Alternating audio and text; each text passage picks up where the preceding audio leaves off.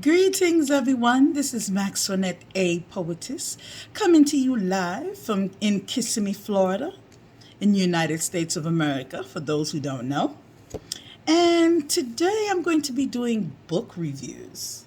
I will be doing them one at a time. I did do all these reviews on my podcast, Plots Podcast at Anchor, and on Spotify. So you can go to Spotify, put in Plots Podcast, and I'll pop up, Max Renette. And I have been getting requests to do video reviews. So I have a few books here. Oh, wait, there's more. So I would have preferred to have done it all together, but I know everyone needs their own individualized review. So I'm just going to start taking from my list, my group here, my stack, I should say. And I'm going to hit it and see what we get here with all these beautiful works of art. I'm just stacking them up here in no particular order. I'm just putting them, so they are all here. So if you would like me to review your book, you need to send it to me. These are books that I purchased on my own pocket. So, times are hard now and these books aren't cheap. So, if you need me to do a review, at the very least, send me your book or your manuscript or something like that, and I'll do a review for you. I'll read it. I'll get in there. I still have one more review for someone else that I have not gotten to, actually, but I have not forgotten about him. Brother Peter I can't even say his name, Okonkwo.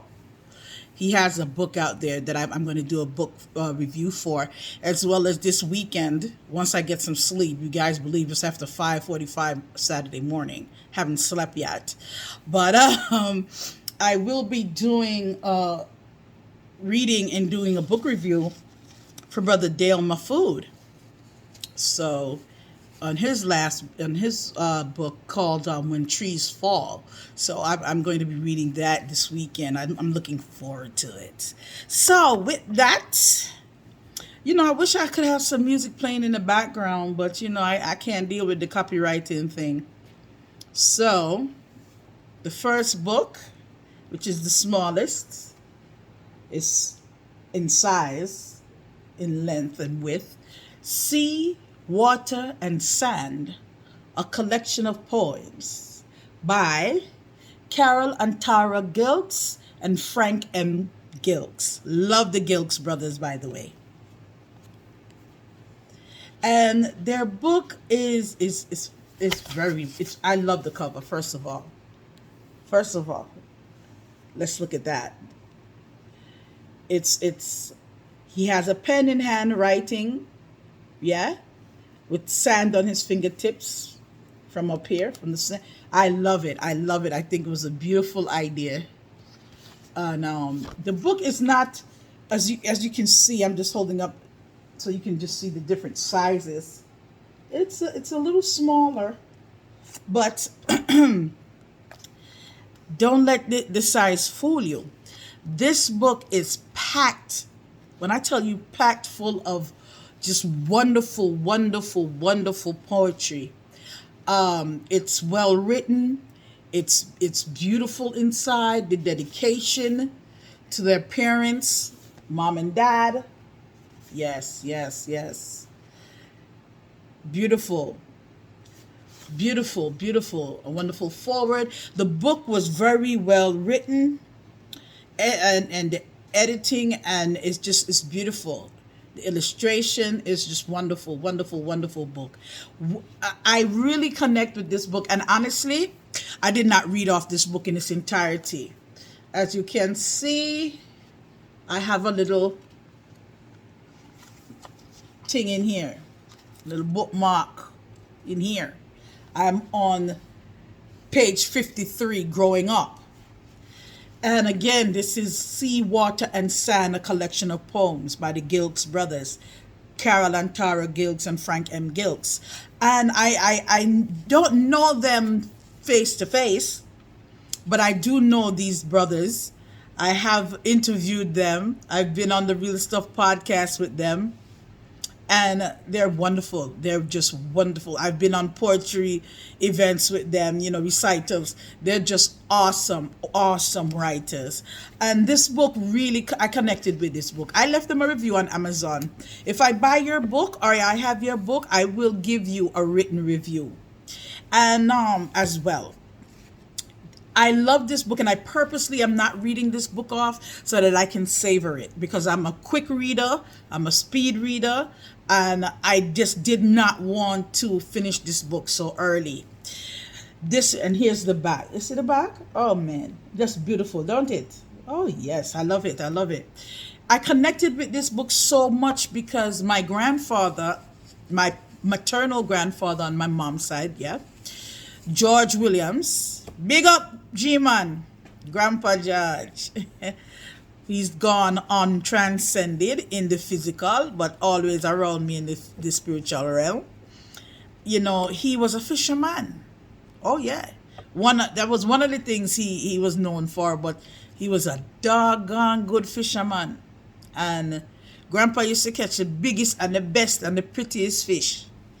And it was always wonderful.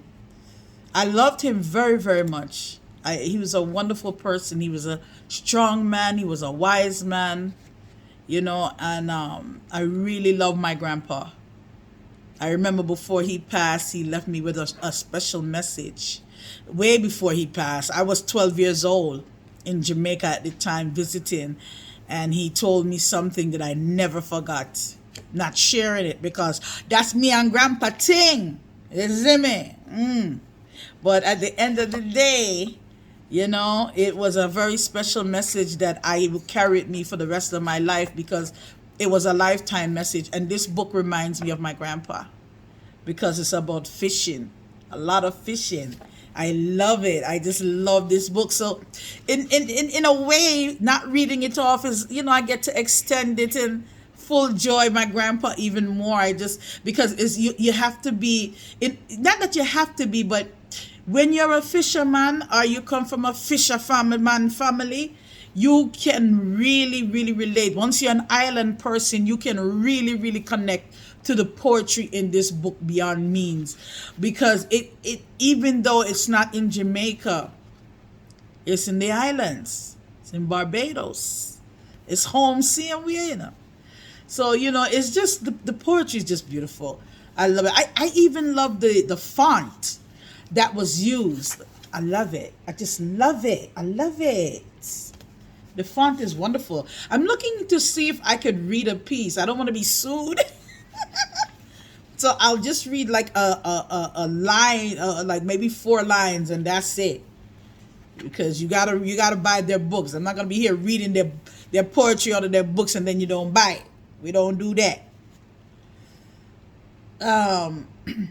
He has a piece in here by Frank called Dead Turtle on page 31.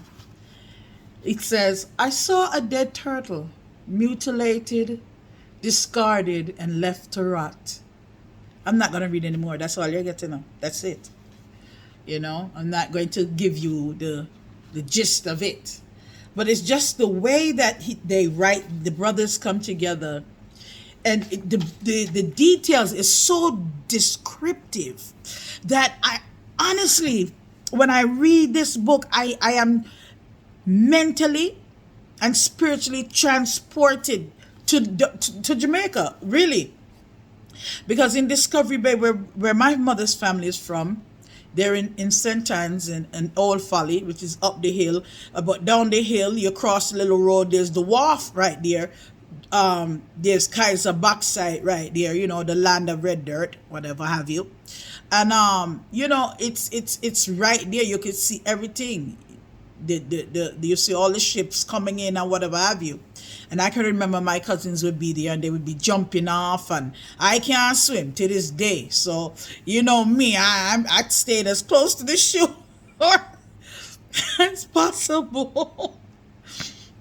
But, again, Um, this book just really, it just reminds me of Jamaica. It reminds me of the sea life. It's beautiful, and I love it. And I kid you not, if by reading it and just thinking and putting myself there, I can hear the waves, I can hear the birds, the seagulls. I can hear, man. It's a beautiful book. I love it. I don't know if you're going to have the same experience as me, but this is a beautiful, well written book. Beautiful piece. So I advise everyone, again, go to Amazon, get your copy. It is worth the read. Very much so. In the back it says, Sea, Water, and Sand is an enthralling, passionate, and intriguing outpouring in poetry that has left me spellbound at the depths of expression and imagery. You see what I tell you? I'm telling you, it's just the words. When you're reading this, you get caught up. And I'm telling you, if you've ever been to the beach, and if you're from the islands, this book is home. Just what I tell you. Beautiful book. So that is my review, and I hope that everyone liked it. Blessings. Namaste and one love.